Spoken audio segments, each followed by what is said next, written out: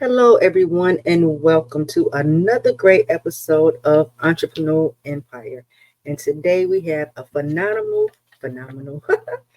special guest. Her name is Mikayla Johnson, and she is the CEO and owner of Therapy of Dance 2023, and also um, she is a chef. So I'm going to let her introduce herself, and then we're going to get started with the questions. Yes, hi, my name is Mikayla Johnson. I am the owner of Therapy of Dance and Mimi's Homemade. Um, I don't know what if you want to ask any questions. You can follow me on Therapy of Dance 2023 is the name at the bottom, and then 2023 or Poetic Dancer underscore. So yes, if my dog can. He is really super. Is it a girl or a boy? She is a girl. She's a Maltese. Like she just want to be a part of the show. Sit down. Like mommy? Little. Okay. So my first question is, when did you decide to make dancing your professional career? I to make it my professional career, I would have to say in 2020, I went ahead and decided that I wanted to create like a business. Didn't know what it was going to be called, but I wanted to create a business to teach other kids about dance, and I wanted it to, and later on, I wanted it to be called Therapy of Dance. So kids had a safe space for them to express who they are inside through the art of dance. It is something that I started getting paid in 2023 through the Rec Center for Ballet. Now, they had me teaching one class, and then a few months later, I was actually teaching two different. I was teaching ballet for two different rec centers in El Paso, Texas. Yes, Okay. So now, do you teach private or you teach groups? I taught groups, and while I was teaching at the rec center, I also paid for spacing, and I started teaching tap, hip hop, and modern dance. And that was like a little like monthly payment that they could do, and it was a lot at first, but it was a lot because the studio, like teaching them wasn't a lot, but the studio didn't have the things that I needed, like air circulation. There was no Mm, air circulation in the building. There was no air circulation in the building, so I just went back to just going ahead and teaching ballet. But I came up with in 2020, I was like, I want to do this. What can I do? I have children. I want to make sure that they are number one. How can I put my dancing into a profession where I can love, so I can love performing and stuff? And that's when I came up with Therapy of Dance. And then I was like, I think I will be ready to go ahead and create my first show called The Art of Love. And I came up with that because my mom would always sit back and ask me, what do I want to do with dance? Like, what am I going to do as a profession that has to involve dancing? Like, she was like, you salsa dance? You dance like the woman from Spanish Harlem. What are you going to do with it? So I always had that in the back of my mind. And I also had in the back of my mind, once I had my children, I wanted to make sure that I was still 100% available for them, but also doing something that I love to do. And I was like, I could teach, I could direct shows as well, have them in it if they want to be in it, even if they run across the stage, that's them doing something.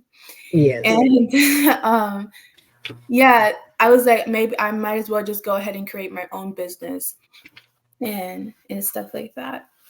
Hmm. Now I have to ask you. I have to ask. Um, Out of modern tap ballet, which one is your favorite? Ooh. Look, I always say anything that's barefoot, I'm all Hmm. for it. Okay. So I would have to say modern dance. I would say my first love was tap. I love taking my tap shoes and making noise with it. Um, ever since I was a little girl in New York. And then and I went on to like performing in pageants and stuff like that because my mom couldn't afford dance. So tap was actually number one. Modern dance was second. Ballet was not even on the list because I do not like ballet.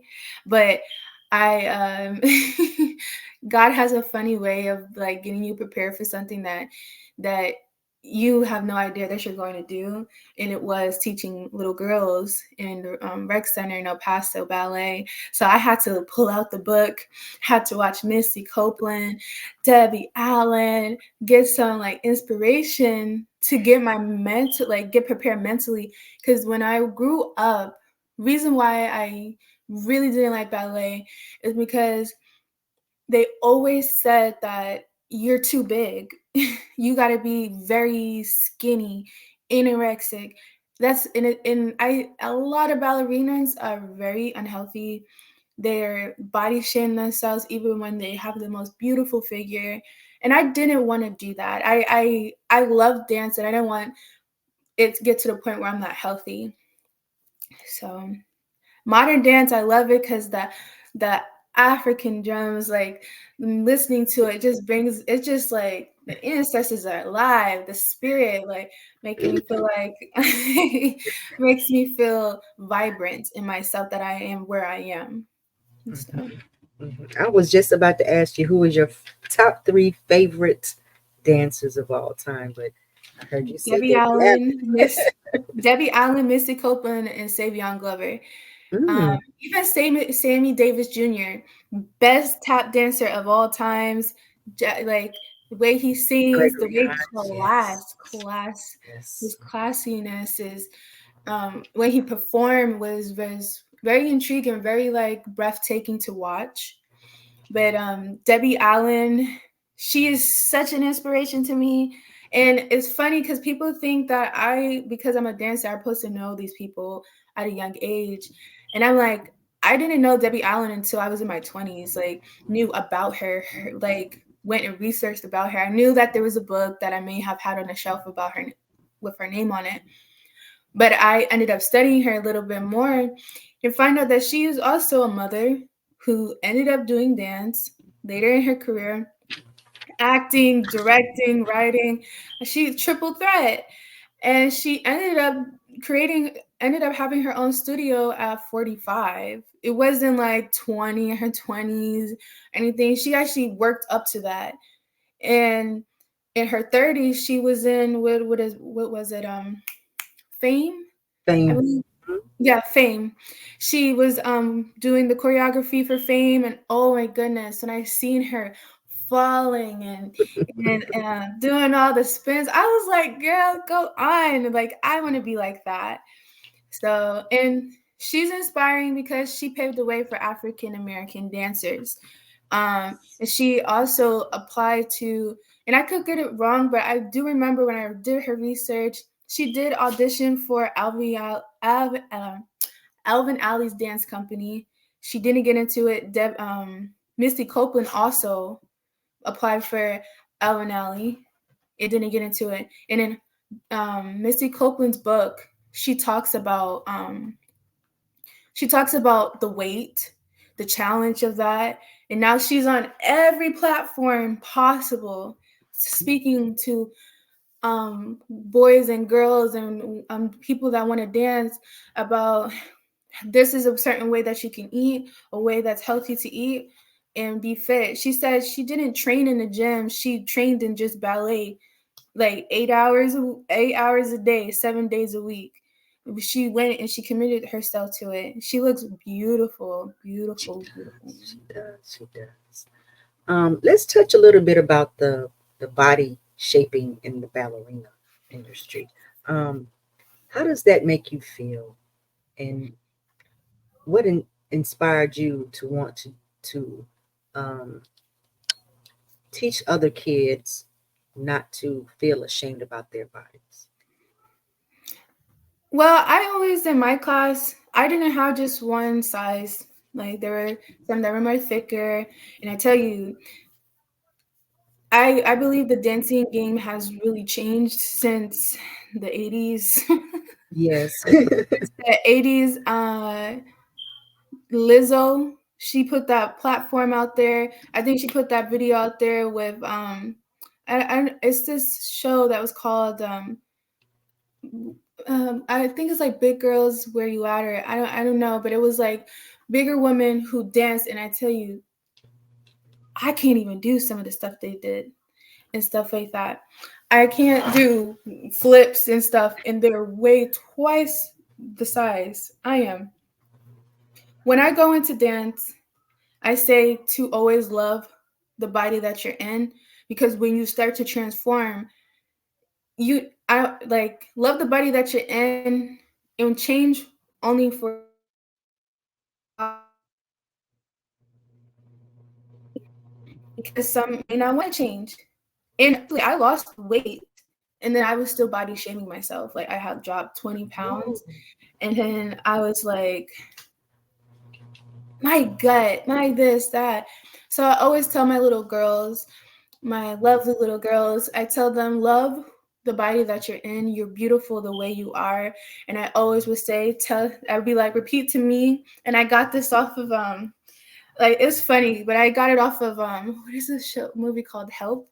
The Help, when she's like, you is kind, you is Yes. smart, you is important. But I yes, I say, tell yourself, I'm beautiful, I'm confident, I could do anything if I just believe in me. It doesn't matter what shape you are. And I hate that. I hate that in that industry, in the dance industry, is so bad, because you got girls out here trying to eat a pizza and then they trying to throw it up. So I always say, love who you are and change into a healthier you.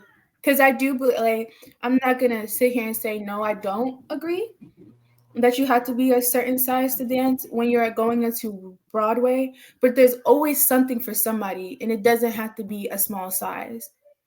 yes. You may not be Thank able you. to get into Alvin Alley because you got too much hips, too much butt, or whatever. You may not be able to get into Alvin Alley, but there is a different company that are accepting girls that are bigger, a bigger size. Or I always say, create something on your own. Do something by yourself. Because the Yes. dancing industry, there's not something saying there's no room for dancers. There's always room for dancers. There's always room for people, for anybody that wants to do it. You got dance. They had what, dance your, I think, dance your ass off. They had it on TV. The women started losing weight just dancing and stuff like that. There's always opportunity. It's just, how are you going to take the person that's better than you? What are you going to learn from that person?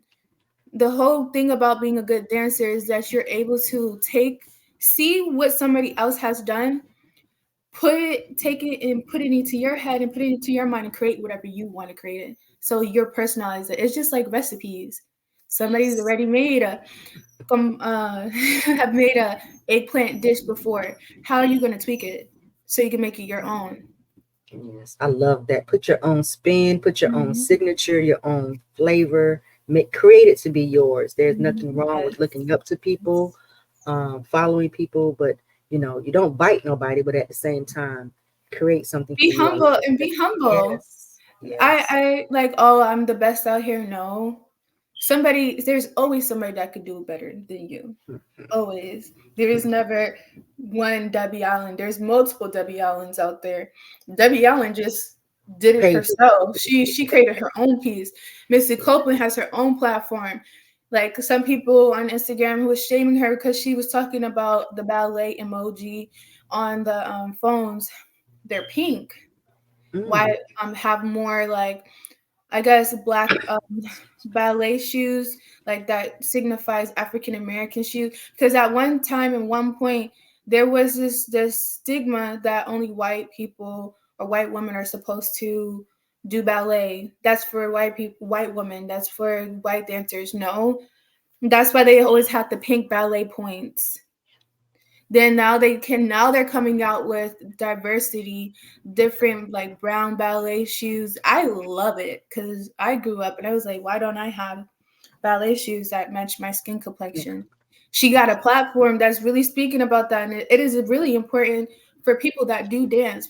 Some people don't care because they don't understand.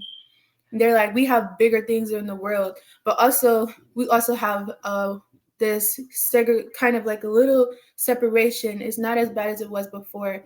The ballet world saying that African American people or African American women, I have to say people because men also dance too. Yes.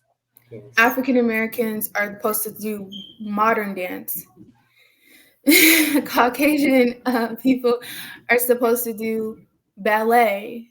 You don't No. have to just sit in Yes. one box. Just spread it hmm out. Yeah. Misty Copeland is a perfect example. Her book, I read it.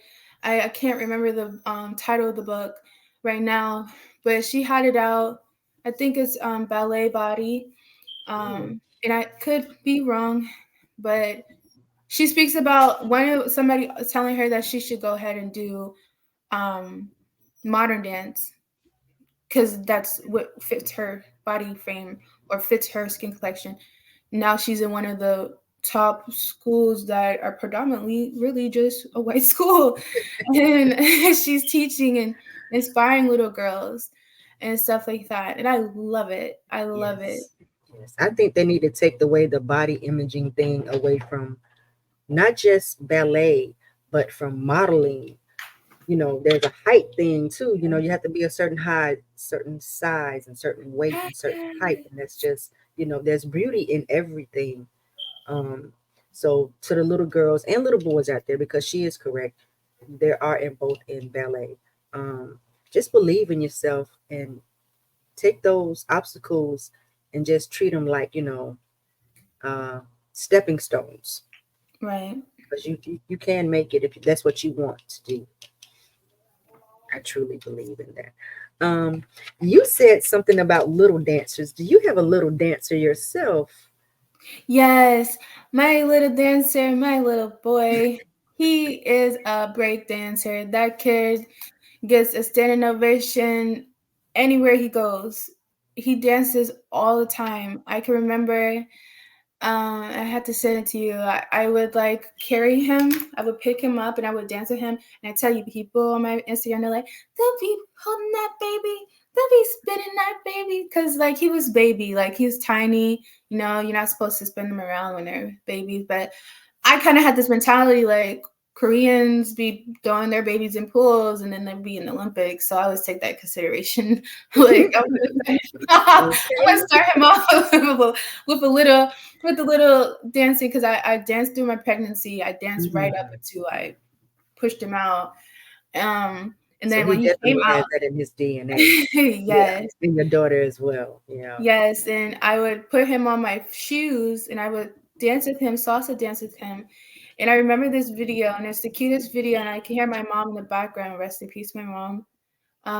He'd be rocking back and forth to the wash machine. That was the first time I ever seen him like really like dance, and he would just rocking back and forth, and I thought that was so adorable. And then like the movies at the end, like at the end of the sequence, they have those songs where they're just playing, and they have all the people that did the movie. Um, he would be dancing and then my mom be like, hold up, what is he doing? And she'd be like, this is so funny.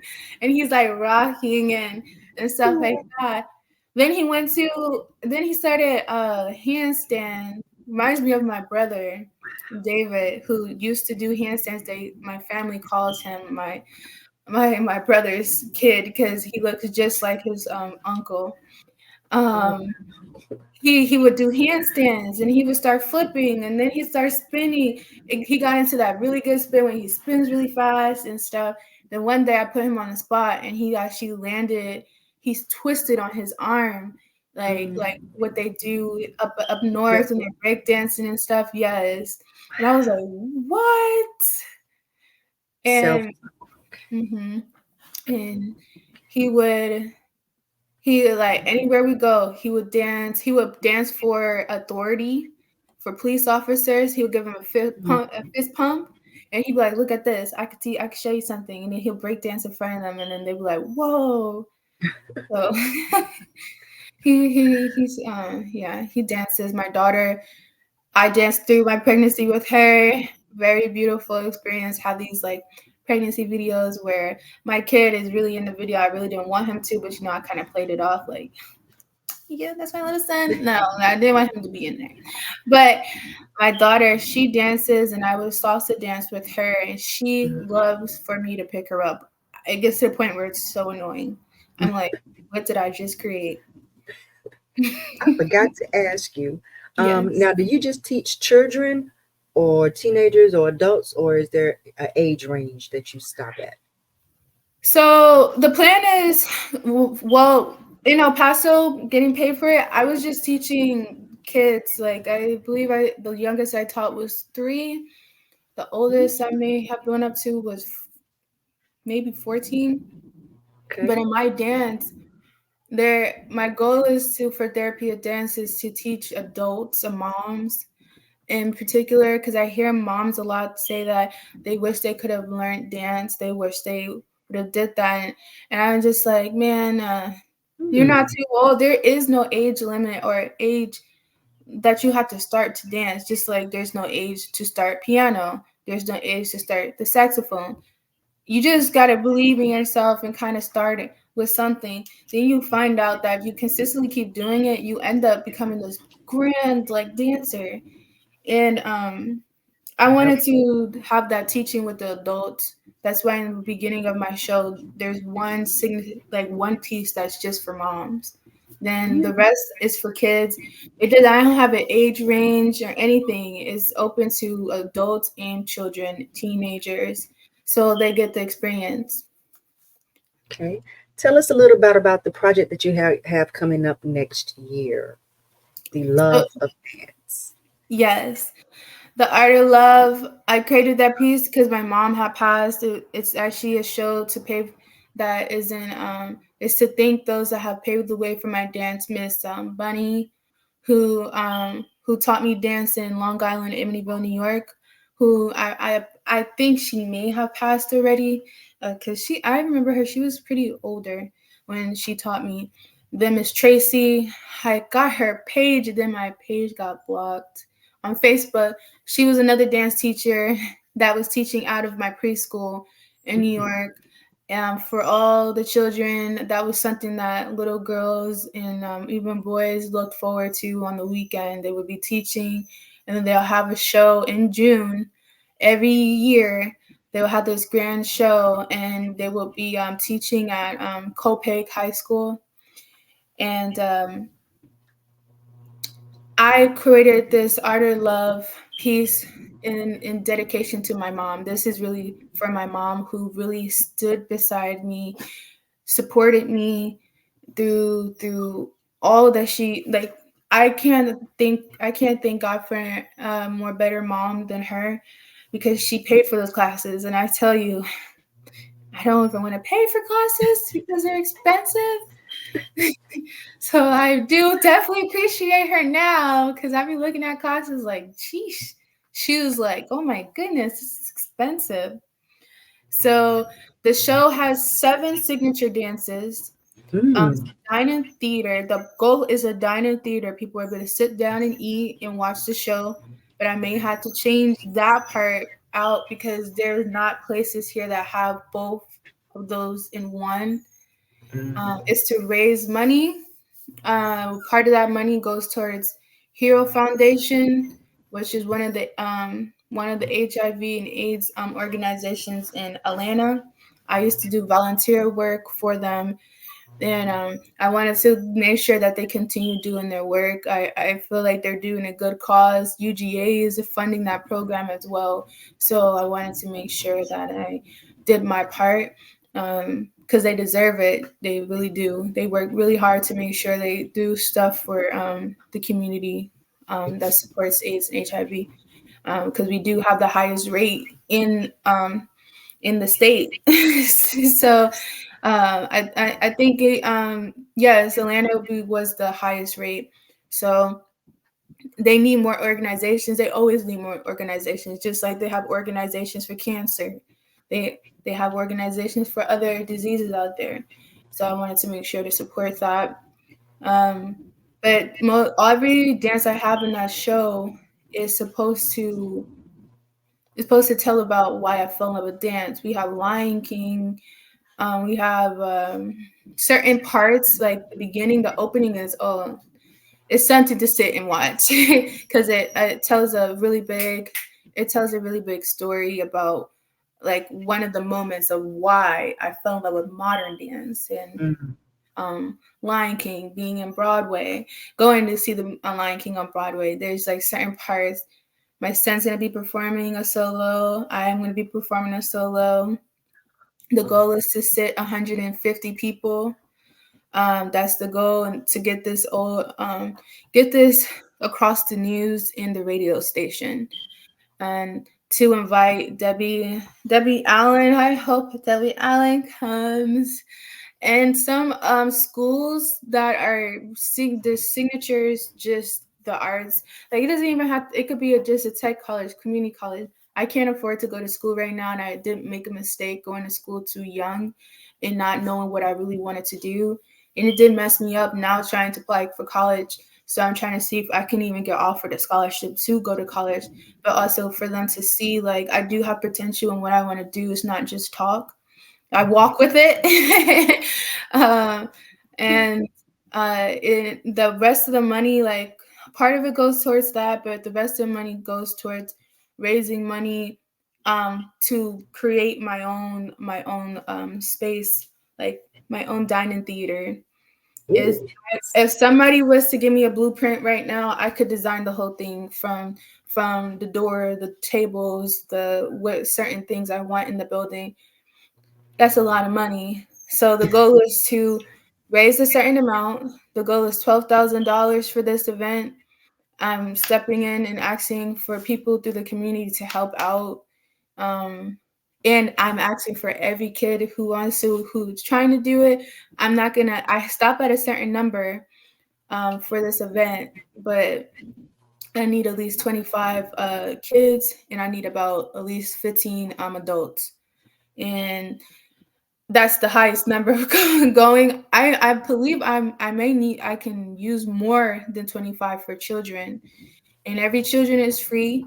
The costumes are free. I designed them. I drew them up.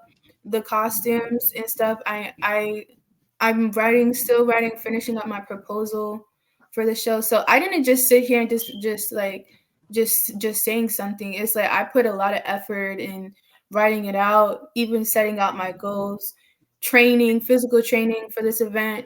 There's supposed to be at least one photo shoot, one video shoot this year to promote the show. Um, and it's a lot. I be looking at myself like I'm in over my head, like what in the world? That's what big dreams are made of. I'm You like, have if to keep going. this goes well, I'm doing this for the rest of my life. It will be seasonal. There'll be like 4 shows in a year, giving it Mm, enough space for us to create each piece.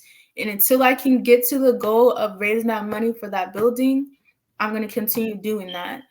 I believe getting a dine-in theater, I did the estimate, like a rough estimate. To buy into a restaurant is 30,000. That's just buying into a restaurant, right? So I don't be going to jobs and applying to jobs and think that I just sit there. I actually be talking and asking questions at restaurants. Like while I'm sitting in the back and being the line cook, I'd be like, so like in El Paso, I work for Chili's. They bought into Chili's and they were trying to buy into Cheesecake Factory, but somebody paid up. They upped the price. mm, They paid more than that person, so I think it was about to be 50. I feel like the building I may be wanting and the way I want it and create it and design it, it's gonna either cost half quarter million for that mm, building. Because I want to own it. I don't want to lease it. Why create this whole building if why create the whole building if you're gonna be leasing it out? Like I'm not about to put all that work and money into it if I can't if it's not mine. all of my businesses is in my name. It's working on pennies. So it's like little Miss Tiana, Princess Tiana G with the little quarters and in the mason jar and stuff like that. Yes, I want it to be in my name, owned by me. Maybe have people that want to sponsor and help. That's awesome. And then later on, you know, here's money for appreciation for you doing this. Everybody that helps out in this show, I've met people. I've done like I've been in Ubers. I met a girl the other day who went to school for theater arts. I asked her, "Can you sit down and have coffee with me and like pass some ideas?" And she said, "Yeah, sure." So it's funny because everywhere I go, I kind of put it out there, and I don't even know I put it. It just comes to me, and I just say, "Look, I'm going to be directing a show here." But I don't sit in my when I go to jobs, I'm looking at how they run the back of the business, like how they run a kitchen, how they run, how they clean, how they do stuff. I'm not going to know that if I don't go into that business and see how it goes. And then I get myself in a little trouble. I be telling them like, "Look, this is what you need to fix. Look, A, B, and C, and D." Like, you know, my sisters are so funny. They're like, "Mikayla, you work there. You're not the owner." But I love that though, because it's like you have to speak life into what you want, what you're passionate about, and if you're doing it every day, of course, those little signs and angels are gonna start coming along to let you know that you're on the right track. So Yes, I love yes, that. I love that. Now you spoke about kitchens and you spoke about meals. So you are a chef. yes. I am a chef. I I am an aspiring chef because I didn't go to school for culinary, but I am a chef. I have my Mimi's homemade. I started when my mom passed. Like everything is in her name, like in honor and respects to my mom. Her Mimi's homemade came from my mom's name. Like her grandma name was Mimi. Everybody called her Mimi. And I got it from a little dream when I was praying with my kids one night, and I asked God, to please don't bring my mom to me. And like I've had these stories where people like they feel their loved one near, and it makes me scared because yeah, I don't want that. So I said, bring her to me in my dream. And one night I kind of like sat there and I was in the dream and I asked her about how's heaven treating you. And it was funny because when I think about it, I'm like, really, Mikayla? All questions aside, and you asked her about curry chicken, like how you brown your curry chicken. I told her, I was like, I just need to confirm something, mommy. Did you brown your curry chicken with sugar? It's just an Americanized way of how she made her curry chicken. Um, and then I told her I'm gonna keep her recipes in the family, and I did. Now she was looking at me like, "What recipes?" Like I didn't sit there all those years, and while there's all these other people in the house, I didn't sit there and whisk by hand some egg Mhm. white, or I didn't see you making Thanksgiving dinner all the time. I was able to make exactly the same collard greens, the same sweet potato pie without a recipe, the same way my mom did it. And I did that by memory because I would sit there in the kitchen and I would watch her. At some point, she was trying to downgrade me and just tell me like, "Hey, you could just make pork chops, Mikayla, since you're good at that." I'm like, I can make something else. Do you want me to make something else? Come on, mommy. Let me make something else for you. All the time. When she knew I can make pork chops, that was like really the first thing I made her. Pork chop. She would not. She would always ask me, and I'm like, I could make other things. Let me splurge out. Like, come on. So, in honor to her, I was like, I remember some recipes she made. I tweaked some recipes. We got like the Diane. Excuse me. We had the Diane specialty cake, which is a three-layer. It's actually a three-layer vanilla berry cake. It like has pineapples through the middle, and She used to like literally make a stacked up it, put whipped cream and pineapples in the middle, and topped it off and put like berries and stuff, strawberries, and we'd be like, that was like the spring like cake that she make, and we're like looking like, yeah, you're done, you're done. Okay, let's eat it now. And I tweaked it just a while ago for my first dinner party. That's how I came up with the idea of how to raise money, raise money for this show. And Mm-hmm. it was for Mother's Day because I don't like spending Mother's Day by myself. It's like really hard because it's like I want to do something. I'm always doing something for my mom, so she I did a my first dinner party last year for Mother's Day. I had came up with a 3-course meal.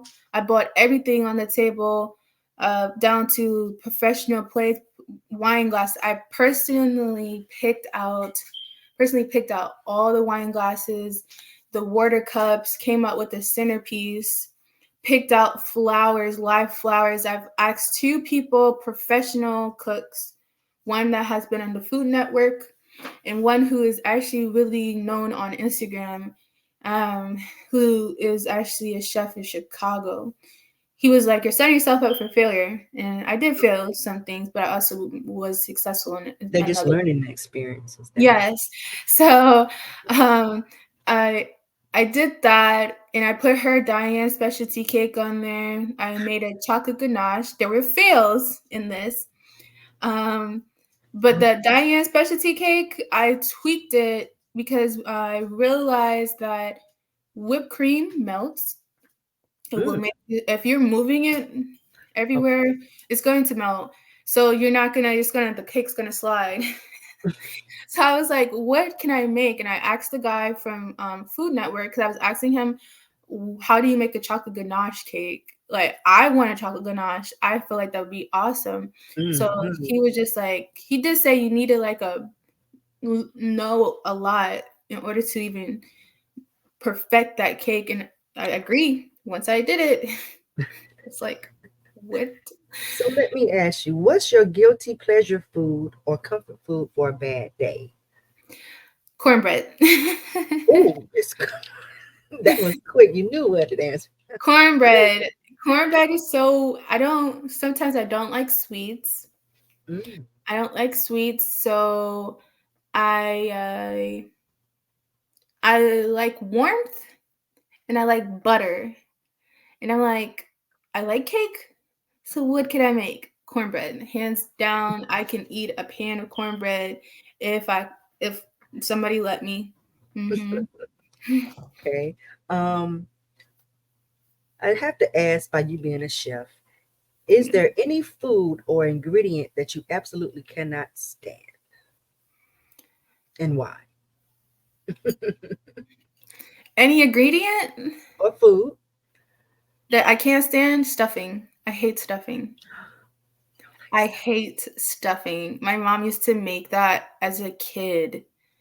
I remember the last time I ate stuffing, I flushed it down the toilet in my mom's bathroom, and I think I clogged up the toilet because she wasn't looking, and I was like, "I just need to go to the bathroom." I snuck and I put the stuffing down in the toilet. I could not stand when she made it. Oh, I'd be like, "Okay, you okay? I see the ingredients. You put the cornbread. You make it a couple of days before you actually make the stuffing." Then you put the sausage and stuff. I was like, okay, just leave it like that. But then you start putting sage. I think it's called sage. The little the I think it's sage that she puts in it, and that's when it makes that weird nasty flavor. well, you got to tweak it to where you like it. No, You I don't like don't. If anybody makes that for me, I'm gonna be like, I thank you, thank you. Here on Caleb, you can have this. it. Do you have a signature dish? Signature dish would be surf and turf. Surf and turf. Okay. I love a beautiful steak, a filet mignon. The ones they're so beautiful to me, and I love it. And I love lobster tail. You can't go wrong with that. Just with nice garlic mashed potatoes. um, with a little bit of Italian seasoning and rosemary and stuff like that, and then top it off with some asparagus. Put the filet mignon steak, and then top it with the lobster tail, and then sprinkle a little garnish. That's my signature dish. Okay. Even when I used to date, I'd be like, they be like, oh, come cook for me. I'm like, okay. Now I'd go in the store, get the filet mignon, and I do the wine tasting. That's how I got into the whole plating and stuff. I'm not gonna lie, it's because I used to date. So bad. I used to date and I had kids. So I would put them to sleep and I would invite someone over and it would really just be like, I want the company. Come like have dinner with me. I can't go out. I don't have a babysitter.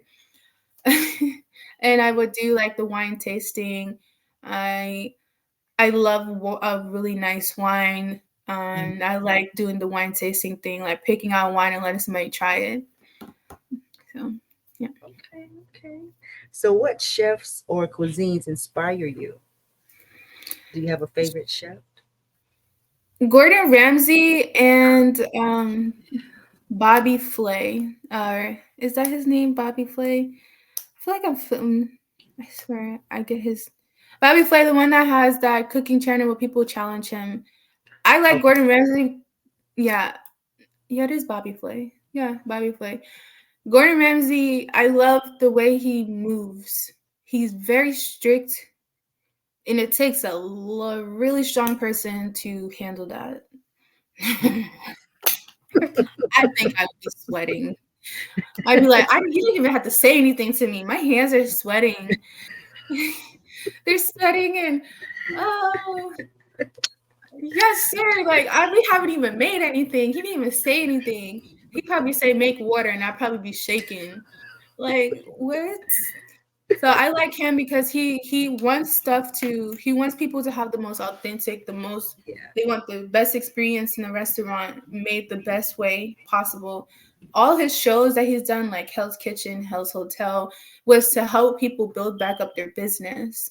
Hmm. Because some have like made a shortcut um in their business that made them fall short. And that's Yeah. why nobody goes. So I like him. I watched the seared salmon episode where he seared the salmon and like I love the way he cooks. It's so delicate and so beautiful, so passionate. I'm gonna be a Gordon Ramsay, but I don't want to curse people out.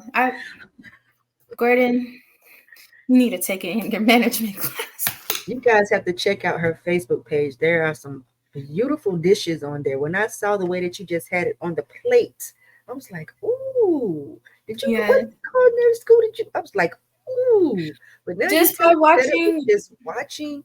That makes it even Mhm. more better, more tasteful, and just it has all that love in it, Yes. Especially if you can do it by memory. I wish I would have remembered some of my grandmother's recipes. Also, Tebby Locke.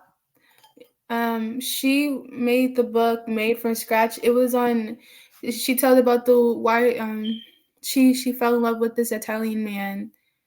It's Mm. every story that a woman wished to have. And you go to Italy, going on a student visa, and she found her husband, and he was a chef. He came to America. He did a pop up restaurant out of the place that he was working. Um, I don't remember the place name at this moment, but they were dying business, and he was like, "Can I come?" I think he had investors come in, try his food, and then they were like, "We would like to go in business with you." He ended up dying of cancer, and he left recipes in the book. I think I have the book right here.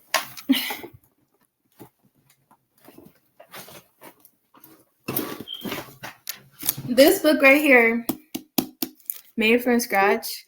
Scratch. Can you get that off of Amazon? I love a good book. Yes, you can even go on Walmart And it's called Made from and it Scratch. may have it. Like I got this book for $7 and stuff. And this book is so juiceful. So in the back of the book, the best part is that she has recipes that are made Sicilian from Sicily, Ooh. heart of Sicily. And one of the dishes I just made, and I may pronounce it wrong because I am not Italian. It's called campianto or campanto. I don't know. It's an eggplant dish, and Okay. it's so good because she shows you there's a recipe in there to make um pasta sauce from scratch. Mm, Then the eggplant, and then I also you can choose the pasta that you want. I don't like any Italian food without pasta. That is American way because we Americanize like their Italian dishes because mhm, like some most of like Sicilian Italian like a Sicilian's food is more light, it's delicate. It's not like all this heavy cream and cheese and stuff. It's really just stuff from the garden. They make it into such a beautiful dish.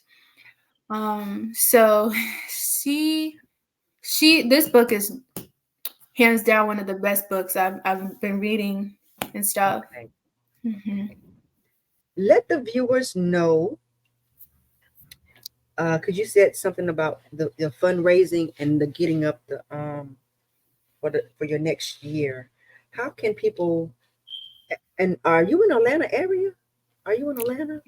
Yes, I stay out in Phoenix, Alabama, but I'm really it's really just Atlanta, Columbus, Georgia. But yes, Okay. And I have to give a shout out to Wade Simmons for yes, introducing us. Thank you, Wade. Thank you. yes. Thank you. I'm Thank hoping to you. come next year. I would love to see this and eat some of the famous food and just meet you in person because I had a lovely conversation, y'all. We had a lovely conversation. But please tell the people how they can reach out to you and help you um, on this journey to So donate. I believe I'm gonna be making a GoFundMe. I just realized I never did a GoFundMe before, where people can just go ahead and donate money. And for the fundraisers is, and if not like that, I my goal this year is to at least have 10 dinner parties. It doesn't. I think the first one is gonna be it's gonna be Welcome to Italy, Sicilian food from Italy, like Welcome to Italy, and it's inspired by this book. Um, and I'm trying. The goal is just to sit 15 people, and they pay per head, and they get a 3-course meal. I think the start off price is gonna start at $35 per head. They get like a signature drink. They get their main courses, their entree, their like an appetizer, their entree, main course, and everything, and then a dessert, and then they get to see a performance. They get to see like just a egg like a everything in a nutshell, like a little what I want in a nutshell for the show. A little performance while you're eating something. I truly believe Mhm. a way to a person's heart, man or female, is through their stomach. So the first dinner party I did, my son performed. It was an upscale, elegant dinner party. There was nothing unelegant, maybe the silverware, but the silverware was still looking real on the table. But upscale and upscale dinner party. So we're gonna try to get like at least 10 of those out there. And you can either you pay per head before the event. You get to choose what you want to eat. You will have a meal to pick before then, and then you can also donate and fundraise like donate money that night, like in a tip or putting in a jar, and or go to GoFundMe page. And I had to look at that because there's a lot that goes into that too, that is going to be happening throughout the year. But the first one is I believe it's going to end up being Mother's Day. So We're going to have you come back on and tell us more and all of the good endeavors that you are experiencing. Thank you so much. thank This has been you. another great episode, everyone, of Entrepreneur Empire. We are looking for guests, advocates, thought leaders. If you would like to take part, please reach out and let us know. As always, be bold, be beautiful, and be blessed. And until next time.